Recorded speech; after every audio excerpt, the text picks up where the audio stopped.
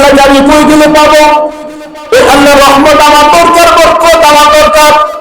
আল্লাহ তাআলাকে আমি কোথায় গেলে পাবো? আল্লাহ তাআলার রহমত বরকত কোথায় গেলে অর্জন করতে পারবো? তখন দিলের মধ্যে যখন ফিকির চলে আসবে, তখন আপনি নামাজ পড়লেও নামাজের মধ্যে মজা পাওয়া যাবে। আপনি ইবাদত করবেন, ইবাদতের মধ্যে মজা অনুভব করবেন। এই মজা অনুভব না করার কারণে আমাদের হালত ওরকম হয়েছে, এক বেলা নামাজ পড়লে আরেক বেলা আমাদেরকে খুঁজে পাওয়া যায় না। এই যে জুমার নামাজ পড়তে আসলাম, অনেক মুসল্লি মসজিদের মধ্যে আসে, এই লোকগুলা এলাকার মধ্যে থাকে কিন্তু আসলে খুঁজে পাওয়া যায় না। আবার মাগরিবের মধ্যে যদি পাওয়া যায়, এশার আর ফজরের মধ্যে খুঁজে পাওয়া যায় না। তার মানে দিলের মধ্যে আল্লাহর প্রেম আমরা তৈরি করতে পারলাম না, আল্লাহর ভালোবাসা তৈরি করতে পারলাম না, আল্লাহর মারিফাত দিলের মধ্যে অর্জন করতে পারি নাই। অথচ আমাদের আকাবিরগণ কিরকম মারিফাত দিলের মধ্যে অর্জন করছে। উনি একদিন রাতের বেলা ঘুমায়, হঠাৎ করে দেখে ছাদের মধ্যে কে যেন হাঁটাহাঁটি করতেছে, মানুষ হাঁটতেছে, এমন একটা আওয়াজ তিনি শুনতে পেলেন। ঘুম থেকে আপনি উঠলেন, জিজ্ঞেস করলেন, ভাই তুমি কে আমার ছাদের মধ্যে হাঁটো? ছাদ থেকে কেমন যেন কুটকুটিভাবে একটা আওয়াজ আসলো। আমি আমার ঘোড়াটা হারাই ফেলছি, এই ঘোড়াটা খোঁজার জন্য এখানে আমি হাঁটাহাঁটি করতেছি, আমার ঘোড়ার সন্ধানে আমি হাঁটতেছি। বলে, ও ভাই তুমি কি মাথা খারাপ করছো নাকি? তোমার কি মাথা খারাপ হয়েছে নাকি? মানুষ যদি ঘোড়া হারায় ফেলে সে জমিনের মধ্যে খোঁজে, জঙ্গলের মধ্যে খোঁজে, আশেপাশে এনেছে জায়গায় গুলোর মধ্যে খোঁজে। তুমি তো মাথা খারাপদের মতন আমার ছাদের মধ্যে আসছো তোমার ঘোড়া তালাশ করার জন্য। তখন অদৃশ্য একটা আওয়াজ তার কানের মধ্যে বাড়ি খায়, যদি আমি তোমার ছাদের মধ্যে আমার ঘোড়া খুঁজে না পাই, তুমি কেমনে এত বড় রাজত্বের রাজশাহী শাহী জায়গার মধ্যে থাইকা রাজ প্রাসাদের মধ্যে ঘুমাইয়া আল্লাহ তাআলা কি পাইবা? তোমার যে আল্লাহ এত শোহরত এত ক্ষমতা দান করলো, যে আল্লাহ তোমাকে দাস দাসী এত কর্মচারী দিল, ওই আল্লাহকে যে তুমি এখনো পাইলে না, আর তুমি কি মনে করছো রাজপ্রাসাদের মধ্যে থেকে আল্লাহ তাআলাকে পাইয়া ফেলবা? এটা কোশ্চেন কালেও সম্ভব না। আমি যেরকম ছাদের মধ্যে ঘোড়া পাওয়া সম্ভব না, তুমিও এই রাজপ্রাসাদে থাইকা তোমার মালিককে পাওয়া সম্ভব না। সুতরাং তোমার মালিকের পথে তুমি রওনা দিয়ে দাও, আশা করা যায় তোমার মালিককে তুমি পেয়ে যাইবা। দিনে কিছু কথা শুনবার সুযোগ করে দিলেন, এই জন্য মহান মালিকের দরবারে শুকরিয়া আদায় করে জোরে সোরে বলে আলহামদুলিল্লাহ। মুহতারাম মুসল্লিয়ানে কেরাম, আল্লাহ রাব্বুল আলামিন আমাদেরকে দুনিয়াতে পাঠিয়েছেন এবং পাঠানোর আগে আমাদের থাকার ব্যবস্থা করেছেন। অর্থাৎ এই দুনিয়া আল্লাহ তাআলা আগে সৃষ্টি করেছেন, এরপরে এই দুনিয়ার মধ্যে মানুষ পাঠাইছেন। শুধু তাই নয়, এই দুনিয়ার সৃষ্টিরও 50,000 বছর আগে আল্লাহ তাআলা নির্ধারণ করে দিয়েছেন দুনিয়ার মধ্যে যে আমি মানুষ পাঠাবো, এই মানুষ কি খাবে, কি করবে, তার রিজিক কি হবে, এই জিনিসটা আল্লাহ তাআলা আসমান জমিন সৃষ্টির 50,000 বছর আগে নির্ধারণ করে দিয়েছেন। আল্লাহ তাআলা এত কিছু আমাদের জন্য কেন বললেন? উদ্দেশ্য একটাই, ওমা খালাকতুল জিন্না ওয়াল ইনসা ইল্লা লিয়াবুদুন, যে মানুষ দুনিয়ার মধ্যে থাকবে, তার বসবাসের জন্য আমি জমিন দিলাম, রিজিকেরও ফয়সালা করলাম, সে খাবে ঘুমাবে, পাশাপাশি একটা কাজ তার করতে হবে, সেটা হলো আল্লাহর ইবাদত। আল্লাহর ইবাদত,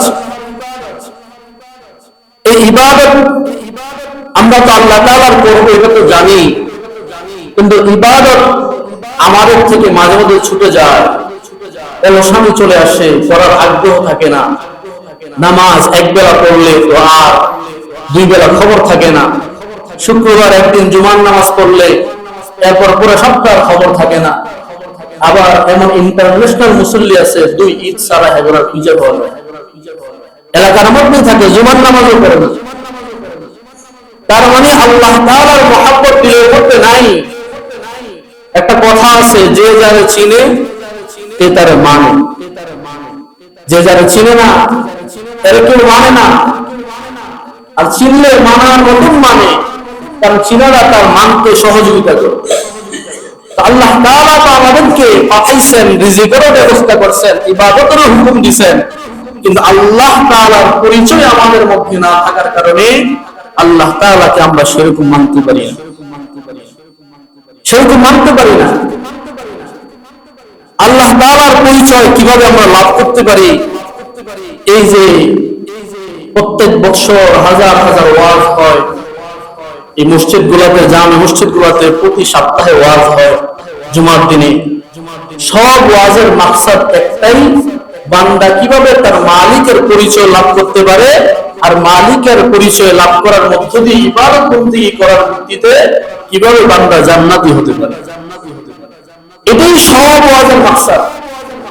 কিন্তু আফসোস, এত ওয়াজ আর ওয়াজ, ওয়াজ আর ওয়াজ, এত ওয়াজ করার পরেও বান্দা ৩ বছর আগে যেই কাজগুলো করতো, ৩০ বছর ওয়াজ শুনছে, এরপরে সেম কাজ করে, কোনো পরিবর্তন নেই।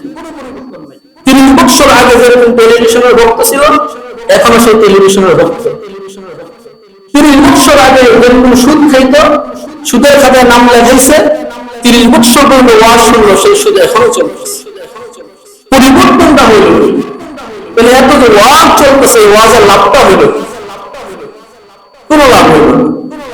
এই জন্য আল্লাহর পরিচয় দিলের ভিতরে যদি ঢুকাইতে পারি, আশা করা যায় যে এই পরিচয় লাভ অথবা আল্লাহর এই মহাব্বতটাই ইবাদত করতে আগ্রহ তৈরি করবে, এবং একটা পর্যায়ে আমরা আমাদের যে গন্তব্য জান্নাত সেটা হাসিল করতে পারবো।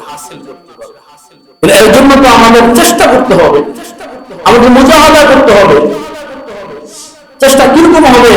আল্লাহ তাআলা সূরাতুল আনকাবুতের একেবারে শেষ আয়াতের মধ্যে বলেন, والذين جاهدوا فينا لنهدينهم سبلنا والذين جاهدوا فينا لنهدينهم سبلنا وإن الله لمع المحسنين। আল্লাহ রাব্বুল আলামিন সূরাতুল আনকাবুতের মধ্যে বলেন, আমার রাস্তায় আমার সন্তুষ্টি অর্জন করার জন্য, আমি রব্বুল আলামিনের পরিচয় পাওয়ার জন্য যদি আমার কোন বান্দা চেষ্টা করে, আমার কোন বান্দা মুজাহাদা করে, মুরাকাবা করে, মুশাহাদা করে, তার এই চেষ্টার ভিত্তি যদি একটাই হয়, আমি রব্বুল আলামিনের রাযামন্দ অর্জন করা, আমি রব্বুল আলামিনের সন্তুষ্টি অর্জন করা যদি তার উদ্দেশ্য হয়, লানাহদিয়ান্নাহুম সুবুলানা, আল্লাহ রাব্বুল আলামিন বলে দেয়, সে যদি চেষ্টা করে, তার চেষ্টা করতে যদি একটা রাস্তা দিয়ে চেষ্টা করে, আমি রব্বুল আলামিন তার চেষ্টাকে সফল বানাইবার জন্য তার সামনে হাজারটা রাস্তা করে দেব। আমরা যেভাবেই চেষ্টা করি, আমাদের থেকে আল্লাহ তাআলা চান শুধু চেষ্টাটাই। যদি চেষ্টা করতে পারি, আমরা একটু চেষ্টা করবো, আল্লাহ তাআলা আমাদের জন্য অনেকগুলো রাস্তা খুলে দিবেন। এই জন্য পয়গম্বর আলাইহিস সালাতু ওয়াস সালাম হাদিসে কুদসির মধ্যে বলে দিয়েছেন, হাদিসে কুদসি বলা হয় যেটা সরাসরি আল্লাহর কথা, কিন্তু আল্লাহ কোরআনে কারীমের মধ্যে বলেন না, বরং নবীজির মাধ্যমে বলেছেন। এটাকে বলা হয় হাদিসে কুদসি, যদিও বলা হয় নবীজির মুখ থেকে, কিন্তু কথাটা নবীর না, কথা হলো সরাসরি আল্লাহ। আল্লাহ তাআলা হাদিসে কুদসির মাধ্যমে নবীজির মাধ্যমে জানায় দেন, এ আমার পয়গম্বর, আপনি আপনার উম্মতদেরকে জানিয়ে দেন, ইযা তাকাররাবাল আবদু ইলাইয়া শিবরান তাকাররাবতু ইলাইহি যিরা, আমার কোন বান্দা, আমার কোন বান্দি আমি রব্বুল আলামিনের রাযামন্দি অর্জন করার জন্য, আমি রব্বুল আলামিনের সন্তুষ্টি অর্জন করার জন্য যদি এক বিঘত অগ্রসর হয়, তাকাররাবতু ইলাইহি যিরা, আমি তার সামনে এক হাত অগ্রসর হয়ে যাব। শুধুই তাই না, ওয়াইদা তাকাররাবা ইলাইহি যিরা তাকাররাবতু মিনহু বা'a, আল্লাহ রাসূল জানাবে, আল্লাহ তাআলার সন্তুষ্টি অর্জন করার জন্য যদি কোনো বান্দা, যদি কোনো বান্দি এক হাত অগ্রসর হয়, আল্লাহ রাব্বুল আলামিন তার দিকে রহমত আর বরকত নিয়ে 2 হাত অগ্রসর হয়ে যায়। এবং শুধু এমন কি, আল্লাহ তাআলা এই হাদিসের মাধ্যমে জানা যায়, وإذا أتاني يمشي آتيته هرولًا আমি রব্বুল আলামিনের রহমত পাওয়ার জন্য কেউ যদি আমার রাস্তায়, দিনের রাস্তায়, মুজাহিদের রাস্তায় কেউ যদি হেঁটে হেঁটে আসে, আমি রব্বুল আলামিন আমার রহমত আর বরকত নিয়ে তার দিকে দৌড়াইয়ে আসতে শুরু করে দেই। তাহলে আল্লাহ তাআলা এত এত সুযোগ কেন দিয়েছেন? যেন আমরা আল্লাহর পরিচয় লাভ করতে পারি, আল্লাহর পথে অগ্রসর হইতে পারি। আমাদের থেকে তো আল্লাহ তাআলা এটাই চান। কিন্তু আফসোস, আমার হালত আগে যেমন ছিল, এই দিন যায় একই রয়ে যায়, কোনো পরিবর্তন হয় না, কোনো পরিবর্তন করতে পারি না। আল্লাহ রাব্বুল আলামিন আয়াতের শেষে বলে দিয়েছেন, ওয়া ইন্নাল্লাহা লামাআল মুহসিনিন, নিশ্চয় আল্লাহ তাআলা মুহসিন বান্দা যারা তাদের সাথে আল্লাহ তাআলা থাকেন। মুহসিন কাদেরকে বলা হয়? বান্দা যখন একেবারে শিশু থাকে, ছোট থাকে, চলাফেরা করতে পারে না, একেবারে নরম যখন থাকে, চলতে ফিরতে পারে না, তখন মা বাবা তাকে লালন পালন করায়। একটা পর্যায়ে যখন হাঁটা শিখে, হাঁটা শেখার পরে মা বাবা তাকে দৌড়ে দৌড়ে হাঁটা শিখায়। মা সামনে থাকে, বাবা পিছনে থাকে। সামনের দিকে দৌড়ে যেতে হলে মা তাকে ধরে, পিছনে দৌড়ে যেতে হলে বাবা ধরে। এরকম কষ্ট কষ্ট করে বাচ্চারা যখন হাঁটা শিখে, তার যৌবনে চলে আসে, একটা পর্যায়ে তার শরীরের মধ্যে এমন এমন শক্তি চলে আসে, তখন আর তাকে হাঁটা শিখাইতে হয় না। তার শরীরের মধ্যে এমন এমন শক্তি চলে আসে, এই শক্তির কারণে অনেক দুর্বলরা তার কাছে এসে সবক পর্যন্ত নেয়। তার মানে সে তার জীবনের মধ্যে হাল ছাড়ে নাই, তাকে হাঁটা শিখতেই হবে, শক্তিশালী হতে হবে। দিনের লাইনে যদি কেউ এরকম চেষ্টা করে, এই চেষ্টাগুলোকে বলা হয় মুজাহাদা। বান্দা প্রথমে নামাজ পড়ে না, তার ভিতরে নামাজ ঢুকানো লাগবে। নামাজ ঢুকায় যদি নামাজ পড়তে পড়তে আল্লাহর দ্বীনের ক্ষেত্রে সে যদি চেষ্টা করে, এই চেষ্টা করাটাকে বলা হয় মুজাহাদা। এই চেষ্টা করতে করতে যদি সামনে অগ্রসর হয়, মনে করেন বান্দা কোনো একদিন ঢাকা শহরে যাবে, স্টের মধ্যে দাঁড়াইলো, ঢাকাগামী গাড়ির মধ্যে উঠবে। এই রোড দিয়ে তো অনেক গাড়ি যায়, অনেক গাড়ি দাউদখান্দি পর্যন্ত গিয়ে শেষ হয়ে যায়। সে দাঁড়িয়ে থাকে, সে তার নির্দিষ্ট গাড়িটা দেখার জন্য অপেক্ষায় থাকে।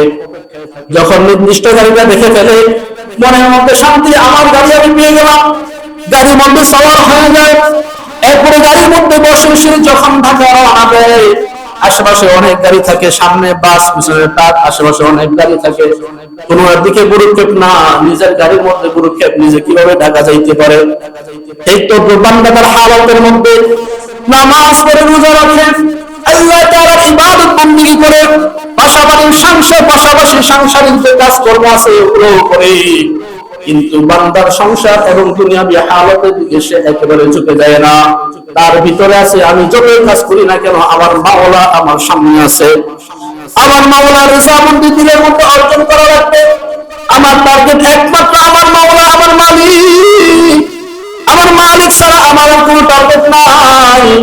এই জন্য যতই লোভে করি না কেন, সুদের খাতায় নাম লেখাবো না। যতই সম্পদের পাহাড় করি না কেন, যাকাত দেওয়া মিস করবো না। যতই ব্যস্ত থাকে না কেন, নামাজ পড়া মিস করবো না। আমার টার্গেট থাকে।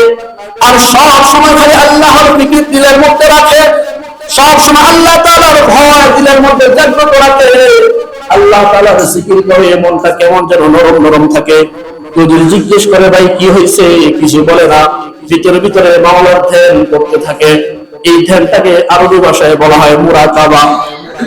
এই মুরাকাবার পর্যায়ে যখন আস্তে আস্তে আরো উন্নতি সাধন করে, আস্তে আস্তে যখন এটাকে ডেভেলপ করতে থাকে, একটা পর্যায়ে বান্দা আগে শুধু নামাজ পড়তো, নামাজের মধ্যে আল্লাহ তাআলাকে পাইতো, আল্লাহ তাআলাকে নামাজের মধ্যে কেবল মাত্র অনুভব করতে পারতো, অন্য কোন জায়গায় আর অনুভব করতে পারতো না। এখন বান্দার হালত এমন বড় হয়েছে, এমন উন্নত হয়েছে, বান্দা নামাজের মধ্যে আল্লাহকে দেখে, আবার আসমানের দিকে তাকায় তো আল্লাহর কুদরত দেখতে পায়। বান্দা সমুদ্রের দিকে তাকায় তো আল্লাহর কুদরত দেখতে পায়। বান্দা গাছ-গাছালির দিকে তাকায় তো আল্লাহ তাআলার কুদরত দেখতে পায়। বান্দা যেই দিকে তাকায় না কেন, বান্দা শুধু বলে রব্বানা মা খালাকতা হাযা বাতিলা ও আল্লাহ, এই সৃষ্টিটা তুমি অনর্থক সৃষ্টি করো নাই, নিশ্চয় এর ভিতরে তোমার কোনো হিকমত আছে, নিশ্চয় এর পিছনে তোমার কোনো কারণ আছে। আল্লাহ তাআলার কুদরত এরকম চিন্তা করে কবে কই কেমন যেন আল্লাহ তাআলাকে দেখতে পায়। এই হালতটা যখন বান্দার ভিতরে চলে আসে, তখন এই হালতটাকে আরবি ভাষায় বলা হয় মুজাহাদা, মুশাহাদা। কেমন বান্দা কেমন যেন সে আল্লাহ তাআলাকে দেখতে পায়। পয়গম্বরের সাহাবী হযরত আলী রাদিয়াল্লাহু আনহুকে অন্যান্য সাহাবীরা জিজ্ঞেস করে, হে আলী, তুমি তো আল্লাহর রাসূলের মেয়ের জামাই, তুমি তো আল্লাহর রাসূলের চাচাতো ভাই, অনেক বড় সাহাবী, তুমি বলো তুমি কি আল্লাহকে দেখছো নাকি? আলী রাদিয়াল্লাহু আনহু বলে যে আল্লাহকে আমি দেখি না, ওই আল্লাহর ইবাদত আমি করি না। তার মানে আল্লাহ তাআলা আলী রাদিয়াল্লাহু আনহু দেখছে, দেখা ইবাদত করে। আল্লাহর রাসূল যখন মেরাজের মধ্যে গেছে, মেরাজের মধ্যে যাওয়ার পরে আল্লাহর রাসূল আয়েশা বর্ণনা করে, আমার সামনে একটা পর্দা ছিল, এরপরে আল্লাহ তাআলার নূর ছিল, আল্লাহ তাআলা ছিল। তার মানে আল্লাহ তাআলাকে একেবারে কাছে থেকে দিদার লাভ করছেন। এখন যদি কেউ বলে না আল্লাহ কেমন, এর ব্যাখ্যায় বলা হয় যদি লাইট জ্বালানো থাকে, দুই পাশে দুটো লাইট জ্বালাইলো, এখন এই লাইটের আলো কতটুকু বিস্তৃত হয়েছে, এই জিনিসটার কোন পণ্ডিতকে যদি জিজ্ঞেস করা হয়, ভাই বলো এই লাইটটার আলো কতটুকু, এই লাইটের আলো কতটুকু, কেউ বলতে পারবে না। বলে তাইলে বলো তুমি কেমনে বুঝলা যে আলো ছড়াইছে? বলে এটা দেখা যায়, কিন্তু বর্ণনা করা যায় না, অনুভব করা যায়। ঠিক আল্লাহ রাব্বুল আলামিন আছেন এবং আল্লাহ রাব্বুল আলামিনকে দেখা যায়, এই জিনিসটা বর্ণনা করণ যায় না, কিন্তু অনুভব করণ যায়। বান্দা আল্লাহ তাআলা অনুভব করতে পারে, আর অনুভব এটা আস্তে আস্তে তৈরি হয় না, এটা মুশাহাদার বিষয়, এটা আস্তে আস্তে তৈরি হয়। যার কারণে তো বান্দা নামাজ পড়ে মনে করে আমি টাইলসের উপর সিজদা দিলাম, আমি টাইলসের উপরে আমার কপালটা লাগাইলাম।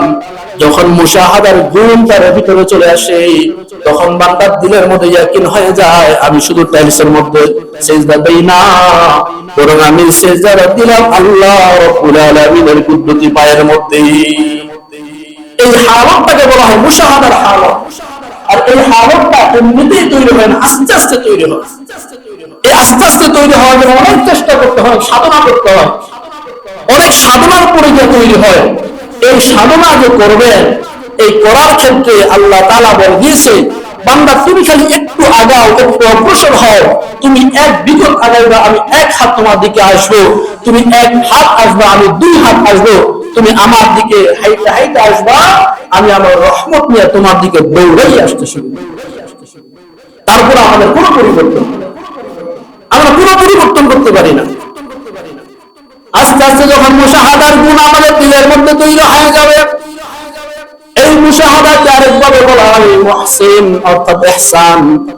দুনিয়ার ভাষায় আমরা ইহসান মনে করি যে কেউ কিছু পাইলে তাকে আগে আগে দিয়ে দেওয়া, অথবা কেউ আমার কাছে পাইলে আমি তাকে মাফ করে দেওয়া, এরকম মানুষের প্রতি দয়া দেখানোকে ইহসান বলা হয়।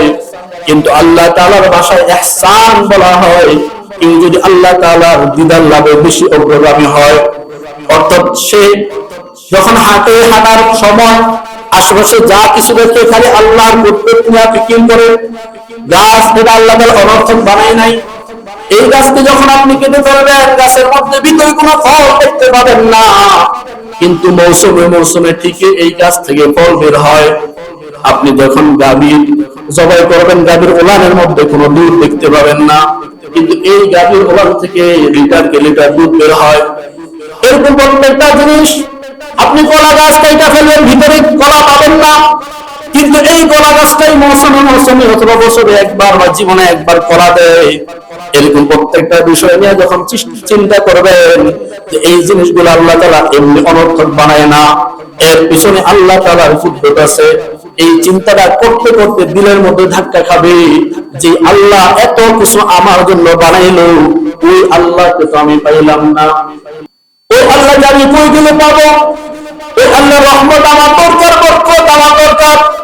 আল্লাহ তাআলাকে আমি কোথায় গেলে পাবো? আল্লাহ তাআলার রহমত বরকত কোথায় গেলে অর্জন করতে পারবো? তখন দিলের মধ্যে যখন ফিকির চলে আসবে, তখন আপনি নামাজ পড়লেও নামাজের মধ্যে মজা পাওয়া যাবে। আপনি ইবাদত করবেন, ইবাদতের মধ্যে মজা অনুভব করবেন। এই মজা অনুভব না করার কারণে আমাদের হালত ওরকম হয়েছে, এক বেলা নামাজ পড়লে আরেক বেলা আমাদেরকে খুঁজে পাওয়া যায় না। এই যে জুমার নামাজ পড়তে আসলাম, অনেক মুসল্লি মসজিদের মধ্যে আসে, এই লোকগুলা এলাকার মধ্যে থাকে কিন্তু আসরে খুঁজে পাওয়া যায় না। আবার মাগরিবের মধ্যে যদি পাওয়া যায়, এশার আর ফজরের মধ্যে খুঁজে পাওয়া যায় না। তার মানে দিলের মধ্যে আল্লাহর প্রেম আমরা তৈরি করতে পারলাম না, আল্লাহর ভালোবাসা তৈরি করতে পারলাম না, আল্লাহর মারিফাত দিলের মধ্যে অর্জন করতে পারি নাই।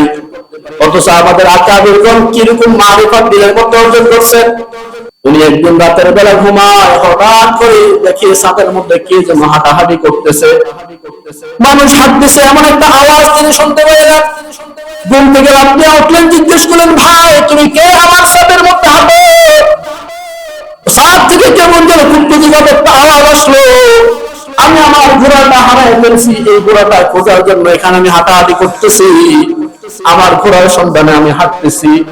বলে, ও ভাই তুমি কি মাথা খারাপ করছো নাকি? তোমার কি মাথা খারাপ হয়েছে নাকি? মানুষ যদি ঘোড়া হারায় ফেলে সে জমিনের মধ্যে খোঁজে, জঙ্গলের মধ্যে খোঁজে, আশেপাশে নিচে জায়গায় গুলোর মধ্যে খোঁজে। তুমি তো মাথা খারাপদের মতন আমার ছাদের মধ্যে আসছো তোমার ঘোড়া তালাশ করার জন্য। তখন অদৃশ্য একটা আওয়াজ তার কানের মধ্যে বাড়ি খায়, যদি আমি তোমার ছাদের মধ্যে আমার ঘোড়া খুঁজে না পাই, তুমি কেমনে এত বড় রাজত্বের রাজশাহী শাহী জায়গার মধ্যে থাইকা রাজপ্রাসাদের মধ্যে ঘুমাইয়া আল্লাহ তাআলা কি পাইবা? তোমার যে আল্লাহ এত শোহরত এত ক্ষমতা দান করলো, যে আল্লাহ তোমাকে দাস দাসী এত কর্মচারী দিল, ওই আল্লাহকে তো তুমি এখনো পাইলে না।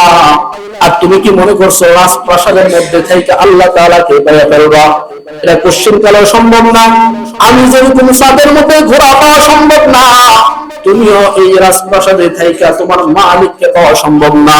সুতরাং তোমার মালিকের পথে তুমি রওনা দিয়ে দাও, আশা করা যায় তোমার মালিককে তুমি পেয়ে যাইবা। তার মানে মালিককে পাইতে হলে আপনার থেকে মুজাহাদা লাগবে, একটু চেষ্টা লাগবে, ফিকির লাগবে, না হয় সম্ভব না।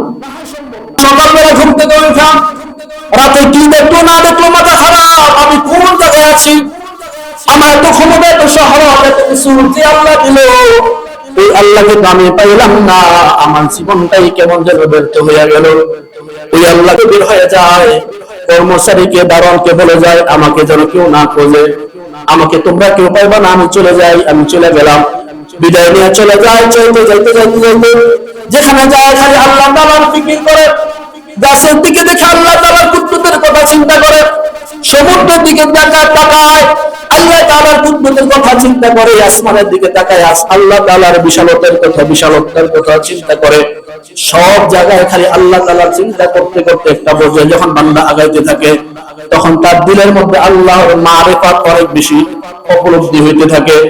একটা পর্যায়ে আল্লাহর খাঁটি বান্দা যখন হয়ে যায়, তখন দুনিয়ার সব মাখলুক তার কথা শুনতে শুরু করে দেয়।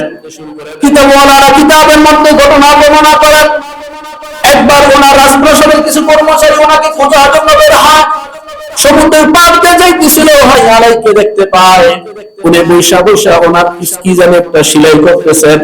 গিয়া বলে, হে বাদশাহ, আপনার জন্য এখনো বলকের সেই রাজপ্রাসাদ খালি আছে, আপনি আসেন, আপনাকে আবার আগের চেয়ে দ্বিগুণ মর্যাদা দেওয়া হবে, আপনি এখানে আসেন, আপনি বলকের রাজত্ব করেন, মানুষ আপনার কথা শুনবে, আপনার হুকুম পালনের জন্য মানুষ অপেক্ষায় থাকবে।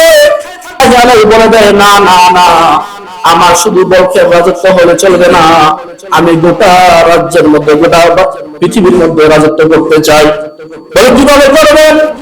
বলে তোমরা যদি ডেমো দেখতে চাও আমার কাছে আসো। আসার পরে ওনার হাতে যে স্বর্ণের সুইটা ছিল পানির মধ্যে ফেলে দিলেন, ফেলে দিয়ে মাছদেরকে বলতেছেন, হে মাছ আমার সুইটাকে উঠে আনো। অনেকগুলা মাছ মুখের মধ্যে স্বর্ণের সুই নিয়ে উপস্থিত হয়ে যায়। বলে, এই সুই আমার দরকার নাই, আমার যেটা প্রয়োজন, আমার যেটা গায়েব হয়েছে ওটা আমাকে দাও। তখন একটা মাছ তার মুখের মধ্যে যেই সুইটা হারাইছে ওই সুইটা নিয়ে ভেসে উঠছে, ওই সুইটা তিনি তার হাতের মধ্যে নিলেন। এরকম অবস্থা দেখা যেই লোকগুলো আসছে নেওয়ার জন্য, তাদের আর বুঝতে বাকি নাই আল্লাহ তাআলার ওলি হয়ে গেছে, আল্লাহ তাআলার ওলি হয়ে গেছে। তার মানে ওনার কথা শুধু বলছেন মানুষ এখন আর শোনে না, ওনার কথা সমুদ্রের মাছ পর্যন্ত শোনে, সব কিছু শোনে, ওনার কথা সব জিনিসের মধ্যে ছড়ায় গেছে। তার মানে বোঝা যায় মাল্লাহুল মাওলা ফালাহুল কুল, কেউ যদি আল্লাহর জন্য হয়ে যায়, আল্লাহর সৃষ্টি জগৎ তার জন্য হয়ে যায়। এই জন্য আল্লাহর দিকে অগ্রসর হওয়া এটা আমাদের জন্য খুব জরুরি। আমাদের থেকে আল্লাহ তাআলা এটাই চান যে আমরা আল্লাহর দিকে অগ্রগামী হব। যদি আমরা অগ্রগামী হই, আল্লাহ তাআলা অনেক রাস্তা আমাদের জন্য খুলে দিবেন। কিন্তু বর্তমানে দেখা যায় রাস্তা অনেক, আমরা বিভ্রান্তির শিকার হই যে রাস্তা কোন জায়গায় যাবে, কোন দিক থেকে আল্লাহ তাআলাকে পাওয়া যাবে। পয়গম্বর একদিন সাহাবীদেরকে নিয়ে মাটির উপরে একটা ডাক দিতেছেন, ডাকটা একটা সরল সোজা একটা ডাক দিলেন। এরপর আশেপাশে অনেকগুলো বাঁকা বাঁকা ডাক দিলেন। দেওয়ার পরে সাহাবীদেরকে বললেন, আমার সাহাবীরা বলো, এই যে আমি লম্বা সোজা একটা রেখা দিলাম, এই রেখাটা কিসের আর আশেপাশের রেখাগুলো কিসের? সাহাবীরা জানলো, বলতেন আমরা জানি না, আল্লাহ এবং আল্লাহর রাসূল ভালো জানেন। তাদের অভ্যাস অনুযায়ী তারা উত্তর দিলেন। আল্লাহ রাসূল তাদেরকে জানাইলেন, এই যে আমি লম্বা যে রাস্তা দিলাম, এটা হলো সরল সোজা একটা রাস্তা, এটা হলো জান্নাতের রাস্তা। এই রাস্তা শুধু একটা, এটা হলো সিরাতুল মুস্তাকিম, যেটা আমরা প্রতিদিন নামাজের মধ্যে আল্লাহ তাআলার কাছে চাই, ইহদিনাস সিরাতাল মুস্তাকিম, আল্লাহ তুমি আমাকে সিরাতুল মুস্তাকিম দান করো। এই রাস্তা হলো একটা। আল্লাহ তাআলা আয়াতের মধ্যে বলেছেন, ওয়াল্লাযিনা জাহাদু ফীনা, যারা চেষ্টা করবে, লানাহদিয়ান্নাহুম সুবুলানা, তাদের জন্য অনেক রাস্তা করে দেব।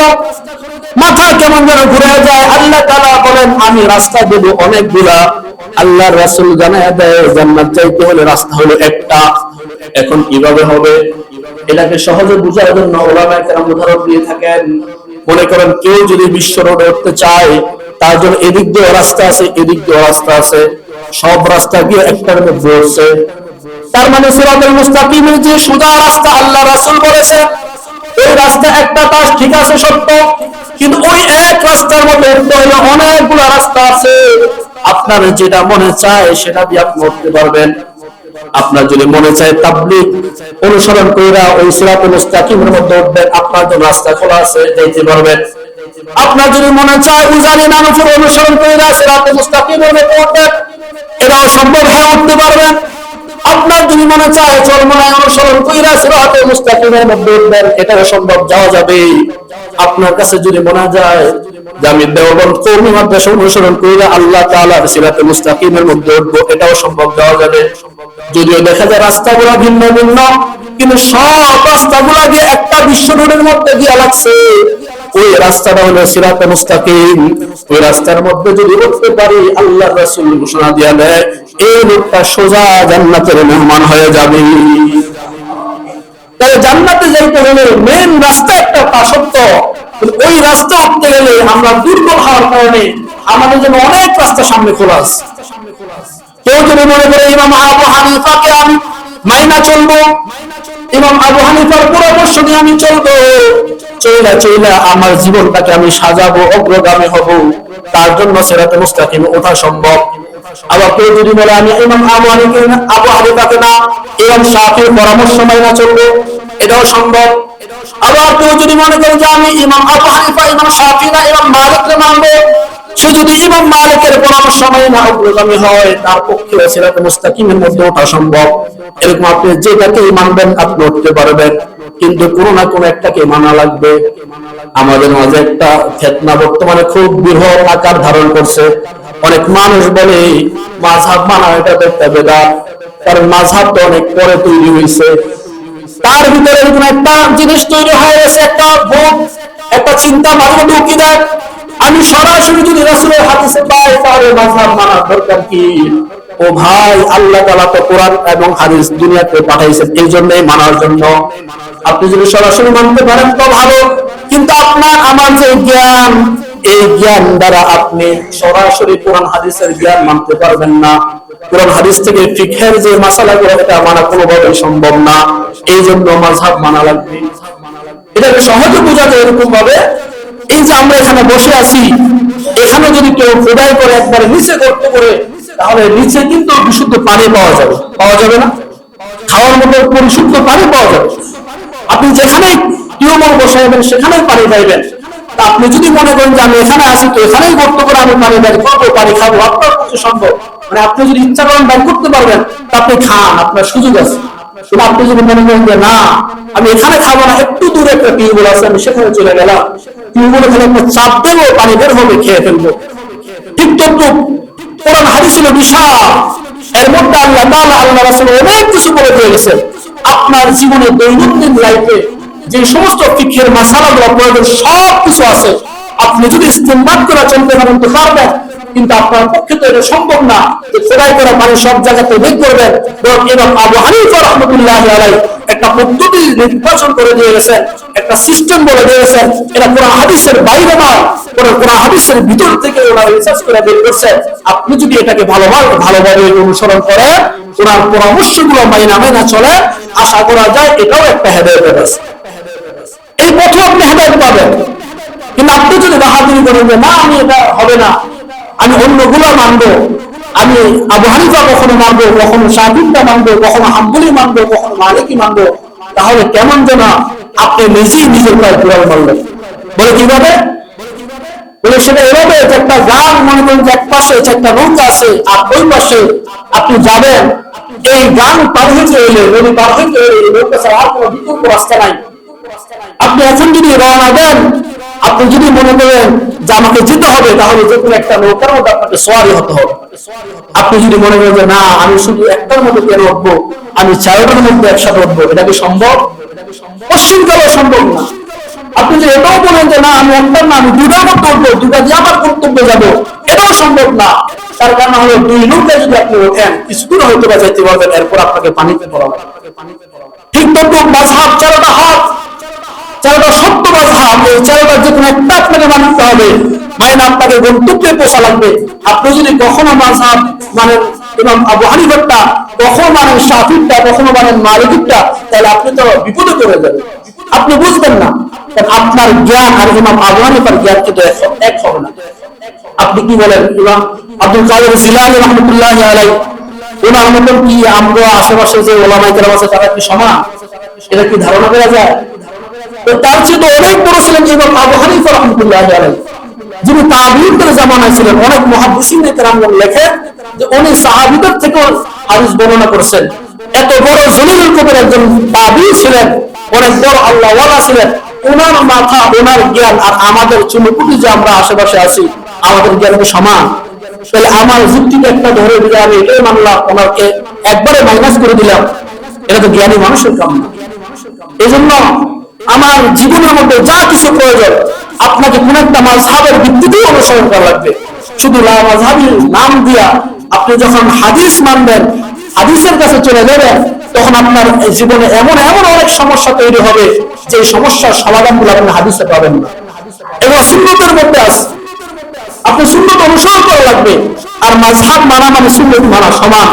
এই কারণেই তো বলা হয়, আল্লাহ রাসূল বলে দিয়েছেন, আমি আমার উম্মতের কাছে দুইটা জিনিস রেখে গেলাম, আমার উম্মত যদি এই দুইটা জিনিসকে পাকড়াও করতে পারে, ভালোভাবে অনুসরণ করতে পারে, আমার এই উম্মত পশ্চিমকালেও পথভ্রষ্ট হবে না। একটা হলো কোরআন আর একটা হলো সুন্নাহ। আল্লাহ রাসূল হাদিসের কথা বলেন নাই যে হাদিস মানতে জান্নাত পেয়ে যাবে, বরং বলছে সুন্নাত মানা লাগবে। এই জন্য আসুন আমরা আমাদের জীবনে যা কিছু করি না কেন, আমাদের মাকসাদ যেন হয় একমাত্র আল্লাহ, আমাদের মাকসাদ যেন হয় আল্লাহর জান্নাত, আল্লাহর রাসূল। এই মাকসাদ নিয়ে আমরা সামনে অগ্রসর হই, আমাদের দিলের মধ্যে এই জিনিসটা আমরা বেঁধে নেই।